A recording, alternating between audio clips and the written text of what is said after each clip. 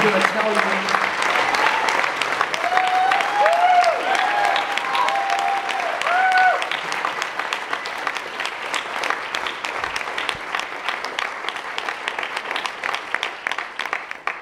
Chad and I have been hanging out a little bit together, and several years ago, he'll tell you the story.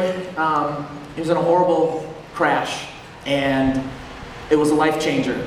Kind of changes the way that you function and changes the way that you go about life. And he's going to tell you a little bit about that, and he's been on a journey. We've been talking about it, and it's really exciting. So if you'll give Chad your attention, I believe that God's going to say something and speak into your spirit this morning. Woo! Go ahead, Chad.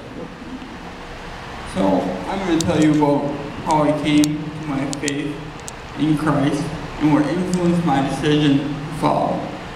So, let's first of all thank Pastor Arron for letting me share my story with you guys. Okay, so one sunny afternoon on January 28th of 2004, I was hit by a truck while crossing the highway on a snowmobile. As my article says, I suffered a traumatic brain injury. After 6 weeks in a coma, I came out lying, and I remember lying in a hospital bed, thinking or wondering, why God am I alive? What purpose do you have for me? Why could you, God, give someone so much and take it all away? Just like that. So I've been through struggling for that for about 7 years. And it was not until this last semester at University of Wisconsin Green Bay where I started to actually ask questions like, how can I serve you, Lord? What good do my actions do for you, do for your purpose?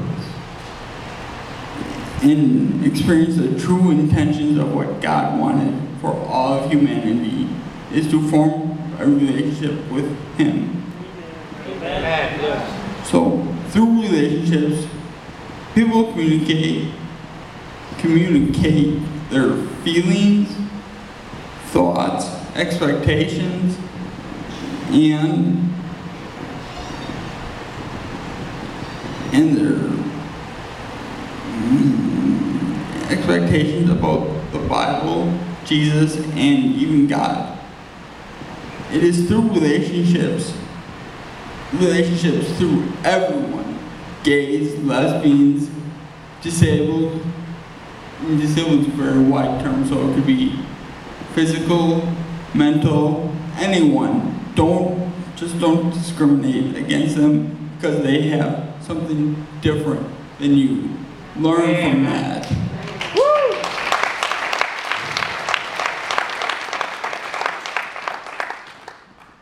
And it is through relationships that one can experience the intentions of God.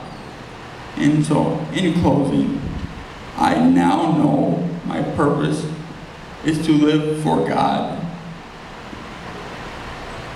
in the form of being a messenger for Him to talk about what I've learned through my experiences and to share them with you, with the people of this congregation and anyone who listens to me. And yes, I know I will fail, but with the help of Christ, I will try my hardest to not fall to sin. Thank you very much. This is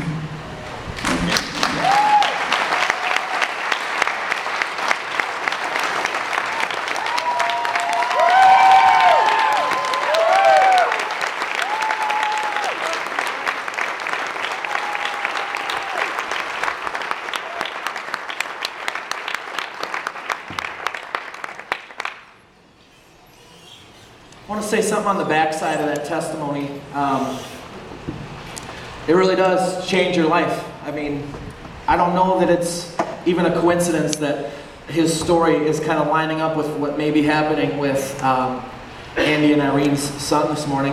And God spared Chad because God had a bigger plan. It wasn't over. It wasn't done yet.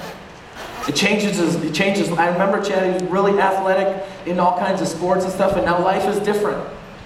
But he's still here, still breathing, still able to share what God is doing in his life with several hundred people. And this is only the beginning, Chad. It's going to be, the best is yet to come, bro.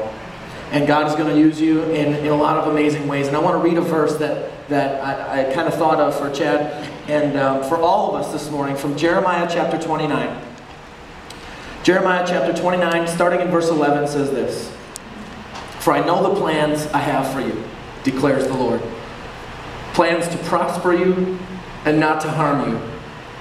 Plans to give you a hope and a future. Then you will call on me and come and pray to me, and I will listen to you. You will seek me and find me when you seek me with all your heart. Amen.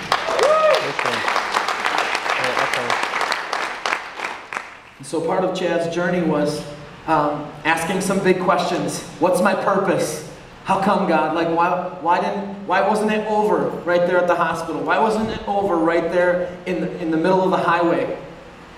You must have something, some kind of plan, some kind of purpose. What was that all about? Well, maybe God was just waiting for Chad to ask some of those questions. I would never dare say that God made that happen. That's above my pay grade, okay? I don't get paid to think like that. That's not my deal. But God is sovereign. God is in control. And God has a purpose for Chad, and He's got a purpose for you. In fact, that's a lot of the reason why we're doing this series called Game Day.